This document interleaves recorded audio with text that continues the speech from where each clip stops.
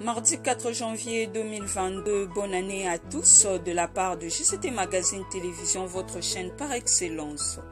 Mesdames et messieurs, nous voilà pour un nouveau numéro de la revue de presse en 2022 où l'actualité reste dominée par la journée historique de martyrs de l'indépendance célébrée le 4 janvier et le voyage de Vital Kamerhe pour 2 soins.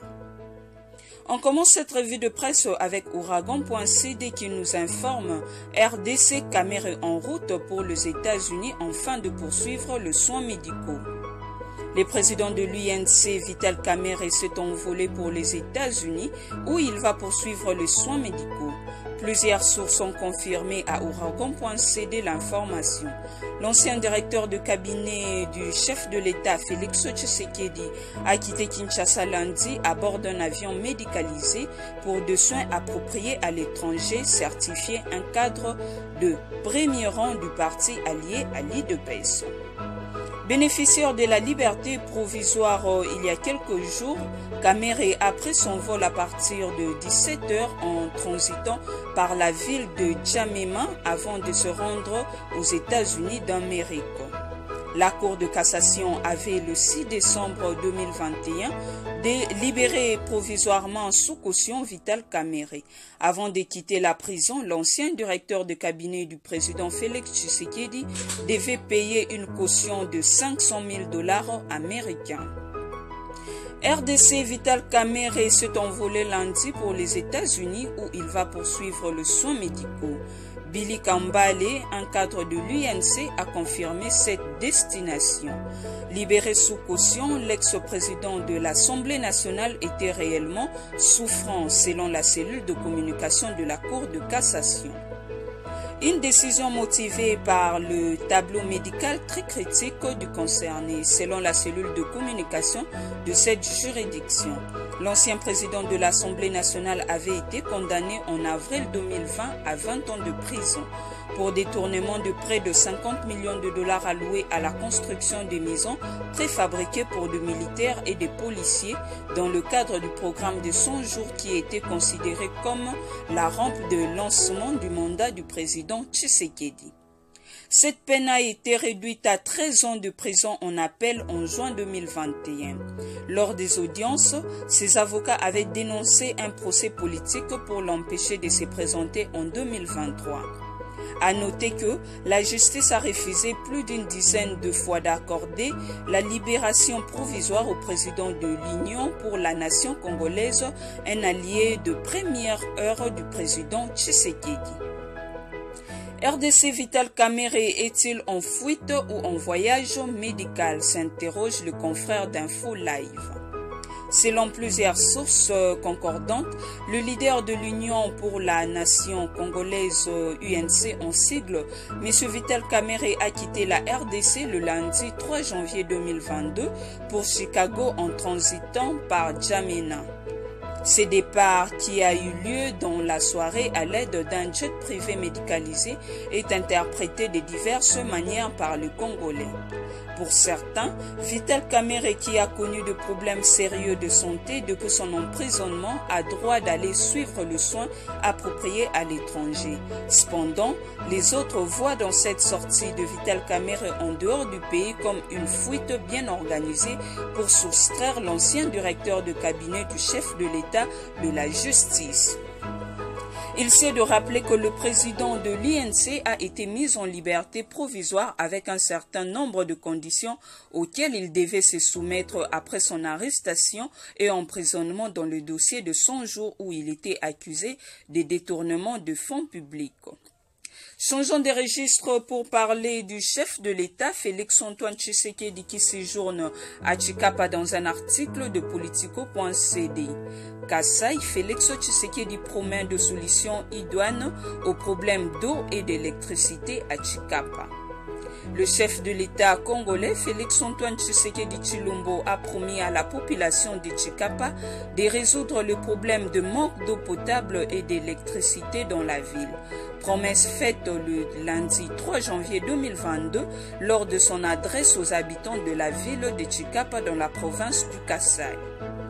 Je connais vos souffrances qui se résument en termes de manque d'eau potable et du courant électrique. Et je suis venu le palper du doigt et arrêter de solutions qui s'imposent, a fait savoir Félix Tshisekedi avant de condamner le mariage précoce.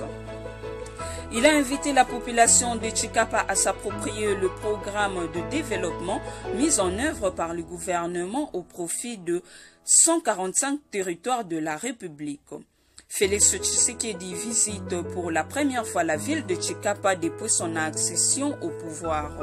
Cette visite, selon lui, constitue l'accomplissement de sa promesse électorale de 2018, celle de leur ramener le pouvoir une fois conquis.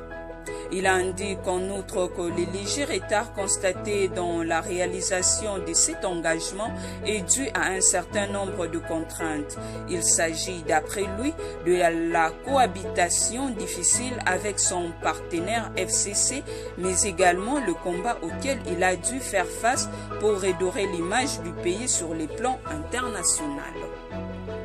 Aujourd'hui, le Congolais est réellement libre de gérer son espace territorial sans contrainte extérieure, a-t-il déclaré. Il a fait savoir également que les efforts déployés par son gouvernement dans le but d'éradiquer le terrorisme dans l'est du pays témoignent de sa détermination à mettre l'ensemble du territoire congolais à l'abri de ces fléaux. La province du Kasaï est l'une des nouvelles provinces de la RDC. Elle est issue du démembrement de l'ancienne province du Kasaï occidental. La population de Tshikapa s'est mobilisée pour accueillir le chef de l'État congolais. Plusieurs avenues et autres places publiques décorées de banderoles souhaitant la bienvenue au président de la République, ainsi que de drapeaux et insignes de partis politiques membres de l'Union sacrée de la nation, des associations socio-professionnelles regroupant de personnes de tout âge. RDC à Tshikapa, le président Tshisekedi promet de s'impliquer pour la déchéance de titres miniers non en règle, ajoute 7sur7.cd. Le président de la République démocratique du Congo, Félix-Antoine Tshisekedi Tshilombo, a dans son adresse devant la population de la ville de Tshikapa, dans la province du Kasaï, promis de s'impliquer personnellement pour la déchéance de titres miniers non en règle. J'ai suivi vos réclamations. Nous allons étudier des voies et moyens pour que soient déchus les titres miniers non en règle. Je dois personnellement m'impliquer, a rétorqué le chef de l'État aux réclamations de la foule. Il sied de signaler qu'à Tshikapa, chef-lieu du Kasaï, de carrés miniers sont occupés par des personnes sans titre. Ces personnes sans titre interdisent à la population locale d'accéder aux ressources minérales comme les diamants. La majorité de périmètres détenus par de particuliers sont inexploités et non en règle avec la loi. Pour rappel, le député national Guy Mafuta Kabongo, élu de Tshikapa, avait déposé à l'Assemblée nationale au mois de mars de l'année dernière une question écrite à l'ancien ministre de Mines, Willy Kitobo, pour solliciter la déchéance des titres miniers non en règle avec l'État congolais. Pour lui, ces périmètres non exploités doivent être déchus par un arrêté du ministre de Mines. Cette démarche, selon les députés Mafuta, vise à faire profiter en amont les diamants à la population de Tshikapa. Dans la plupart des mines du pays, les artisanaux exploitent deux fois en violation de loi en la matière faute de zones d'exploitation artisanale. Bouclons cette revue de presse avec 24 sur 24 qui titre RDC qui retenir des émeutes de martyrs de l'indépendance 63 ans après. 4 janvier 1959, 4 janvier 2022, 63 ans depuis que les émeutes ont éclaté à Kinshasa, ex-Léopoldville, en pleine colonisation belge. Cette date marque aussi les débuts de grandes revendications congolaises qui déboucheront à l'indépendance de la RDC le 30 juin 1960. Pour la petite histoire, le dimanche 4 janvier 1959, les autorités de la BACO avec leur leader Kassavubu voulaient aussi s'adresser au peuple congolais à Limka. Calamo, Léopoldville, l'autorité coloniale avait autorisé ces meetings, puis elle avait encore désapprouvé la tenue de ces meetings. Et pourtant, les militants de ces partis étaient déjà sur les lieux de rassemblement. En écoutant que le meeting a été annulé par l'autorité belge, les militants de ces partis étaient en colère et ils ne voulaient plus quitter ces lieux. En ce même moment, non loin du lieu de ces rassemblements annulés, c'était la rencontre de football au stade Tata Raphaël entre Victoria Club et Mikado. L'actuel V-Club avait perdu par 1-3 une semaine avant. Ces clubs avaient perdu par 1-5 contre le Saint-Éloi Lupopo.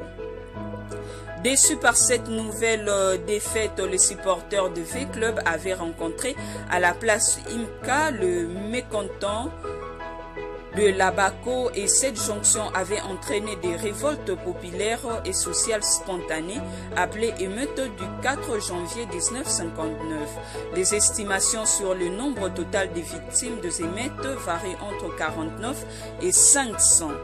Le 13 janvier 1959, le roi belge avait exprimé la volonté de la Belgique d'accompagner la RDC à cette souveraineté indépendance. Cela avait sollicité la grande discussion de la table ronde de Bruxelles organisée en 2 parties en 1960 à Bruxelles. 20 janvier, 20 février et 26 avril, 16 mai, entre d'une part de représentants politiques et chefs coutumiers congolais et d'autre part les dirigeants publics et économiques belges. C'est ainsi que prend fin notre premier numéro de la revue de presse en 2022. Voici notre pensée du jour avec Léopold Sédar Senghor. Non, vous n'êtes pas mort gratuit, vous êtes les témoins de l'Afrique immortelle, vous êtes les témoins du monde nouveau qui sera demain. Restez connectés sur GCT Magazine, bonne année.